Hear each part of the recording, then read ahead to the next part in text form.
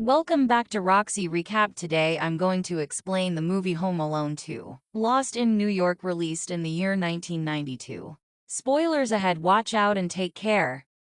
The movie begins with the McCallister family is preparing for another family trip, this time to Florida. However, Kevin is not at all happy, given that there aren't any Christmas trees in Florida. The evening before the trip, the family attends a school chorus, at which Kevin has a vocal solo. However, his older brother Buzz is also in the chorus, and causes a ruckus that eventually has Kevin attack his brother, ruining the performance. Back at home, Buzz apologizes to the family for his actions, but whispers an aside to Kevin that he just said that to force Kevin to apologize. Kevin vocally chastises everyone for taking Buzz's side, and is sent to the attic. Kevin's mother Kate comes to speak with him afterwards, wanting him to apologize, but Kevin refuses, claiming that if he had his own money, he'd take his own vacation away from his family. "Well, you got your wish last year. Maybe you'll get it again this year," says Kate. "Hope so," says Kevin.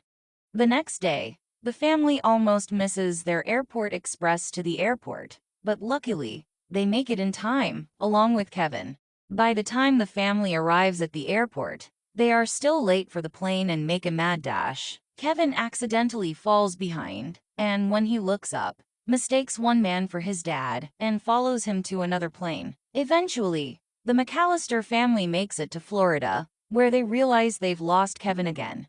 Meanwhile, in New York, Kevin has arrived, but is unsure just where he is. Seeing no sign of his family, he looks out the airport window to see a non-tropical city. After asking an airline attendant where he is, Kevin first bemoans what has happened but then realizes he can have some fun on his own. Kevin is also in possession of his dad's bag, which has cash as well as credit cards. Back in Florida, Kevin's parents have reported him missing. After calling the Chicago airport, they find that no one has reported seeing him. It is then that Kevin's dad finds that his wallet and credit cards are missing. The lost credit cards are reported so that if Kevin attempts to use one, they can be tracked. After wandering into Central Park, Kevin soon finds himself at the Plaza Hotel. Using a tape recorder, he tapes a message and slows down his voice, placing a hotel reservation. Kevin then proceeds to the front desk, where he convinces the clerk on duty that his father sent him to check in with his credit card. The clerk processes the paperwork, but the concierge nearby is suspicious of Kevin. Later that evening, he intends to access Kevin's room, but Kevin fools him into thinking that he has walked in on his father, causing the concierge to flee.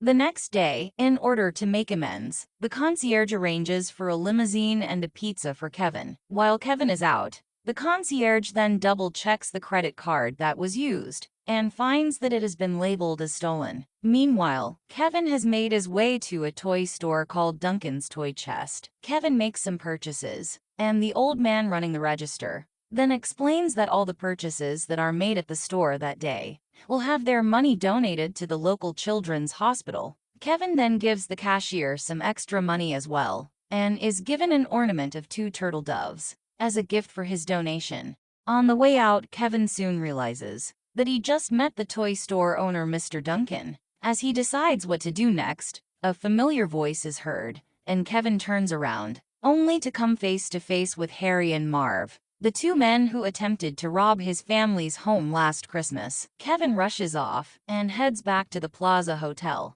Coming up to the concierge, Kevin asks for help, but the concierge instead confiscates Kevin's credit card and intends to report him to the police. Kevin takes off running again and rushes into the hotel, heading for his room. Packing his things, he quickly heads out an emergency exit, only to run into Harry and Marv again. The 2 take Kevin with them, mentioning how they intend to rob Duncan's toy chest later that evening. However, Kevin escapes from them again and rushes into Central Park to hide. Back in Florida, the local police report to the McCallisters that Kevin used a credit card in New York, and the family packs to head off, many eager to escape the constant rainy weather. As night falls, Kevin heads to a house that supposedly belongs to his uncle and aunt, but finds it in a state of being repaired. Returning to Central Park, he finds an old woman tending to some pigeons. At first, Kevin is scared, but soon realizes that she means no harm to him. She and Kevin sneak into the rafters of Carnegie Hall and watch a performance. As they play, the old woman and Kevin talk and share their thoughts about life.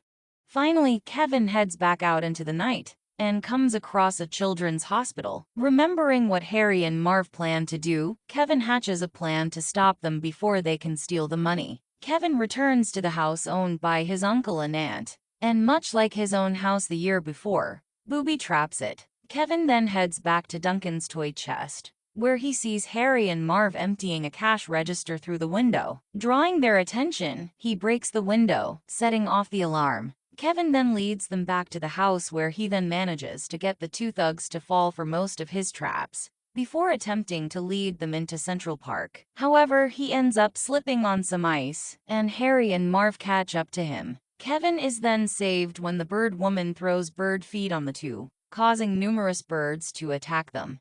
The police arrive soon afterwards and arrest Harry and Marv. That was all from the video. I hope you like it. Don't forget to subscribe for more content like this, and hit the like button to help us out. Leave a comment if you want us to recap one of your favorite movie. Thanks for watching. Take care.